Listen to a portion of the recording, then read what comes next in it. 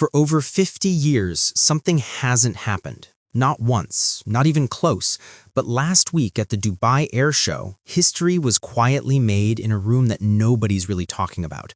The Air Chief Marshal of Pakistan sat down with the Air Chief Marshal of Bangladesh, and it's the first time their country's military leaders have had a serious conversation since Bangladesh became a nation in 1971. Now, this might sound like just another boring military meeting, but here's what you need to understand.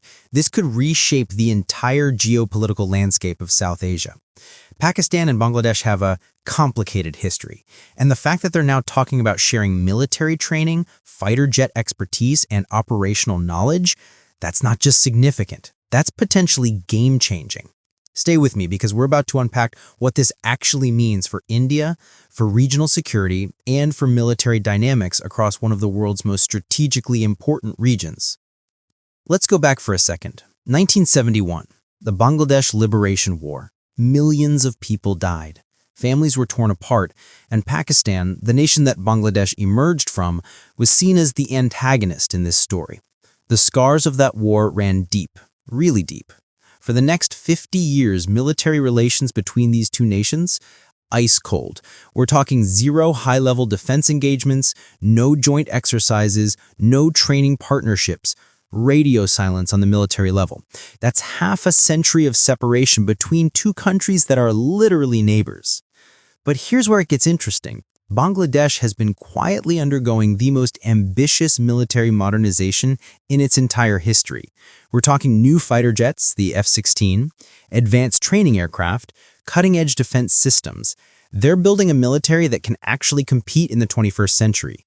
Meanwhile, Pakistan's PAF, the Pakistan Air Force, is one of the most experienced air forces in the world. They've got decades of combat experience, operational expertise, and training frameworks that are genuinely world-class. So when these two meet, you've got Bangladesh with modern equipment, but looking to optimize their pilot training, and Pakistan with the expertise, but perhaps looking to reset its relationships across the region.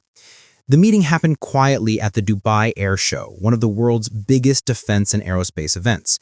Two senior military officials, private discussions. But here's the kicker. Pakistan's media immediately started reporting that both sides discussed formal training cooperation, joint pilot programs, and expertise sharing. Bangladesh, radio silence. No official confirmation, no statement, nothing. And that's where skepticism comes in, which we'll talk about in just a moment. Now, let's dig into what's actually being discussed here because it matters. According to reports, primarily from Pakistani media sources, the conversation centered on three key areas. First, pilot conversion training. When Bangladesh gets these new fighter jets, their pilots need specialized training to operate them effectively. It's not like jumping into a new car, it's jumping into a multi-million-dollar weapon system. Pakistan has experience here. They've trained pilots on various platforms and could potentially help. Second, advanced maintenance and operational familiarization. These modern jets require sophisticated maintenance protocols and operational understanding. Pakistan's trained thousands of pilots over decades. Third, and this is important, institutional knowledge. How do you run an air force? How do you maintain readiness? How do you balance training with operational tempo? These aren't things you learn from a manual. But here's where it gets complicated.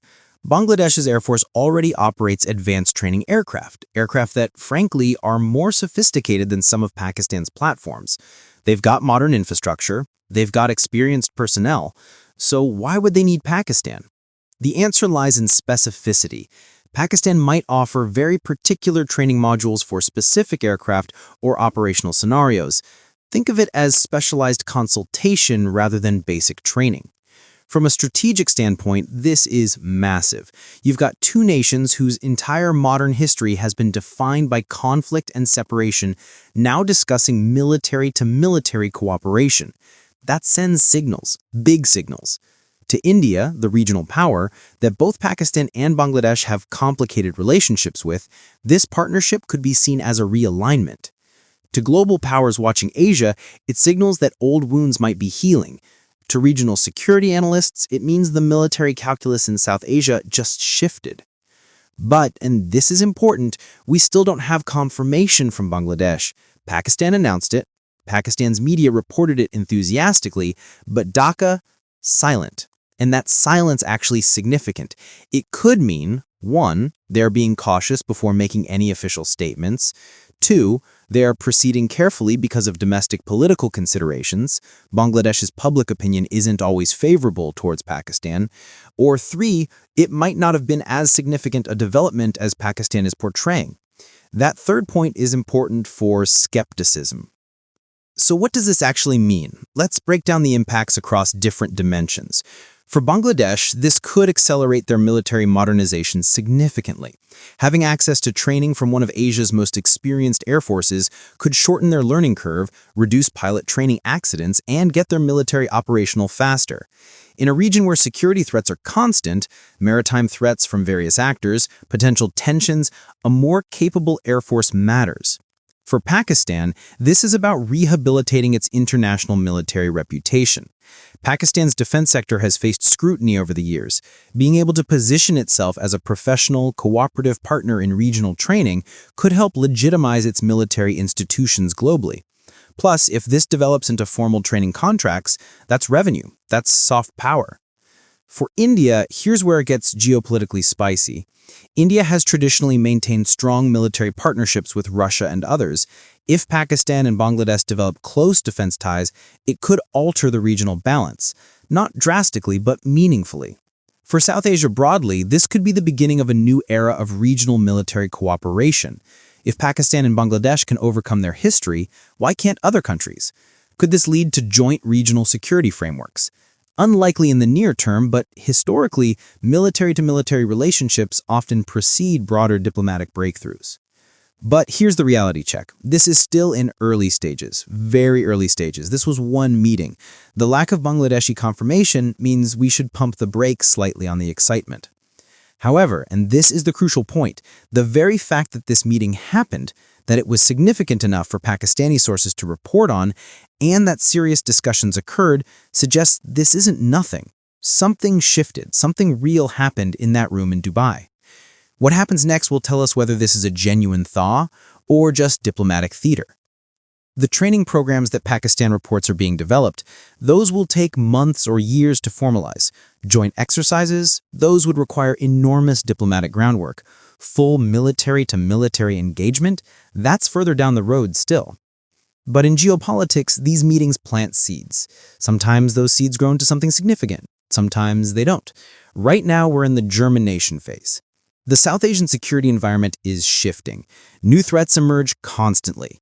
Climate change-driven migration, maritime disputes, technological advancement in military systems, the involvement of extra-regional powers, all of it creates pressure for regional cooperation.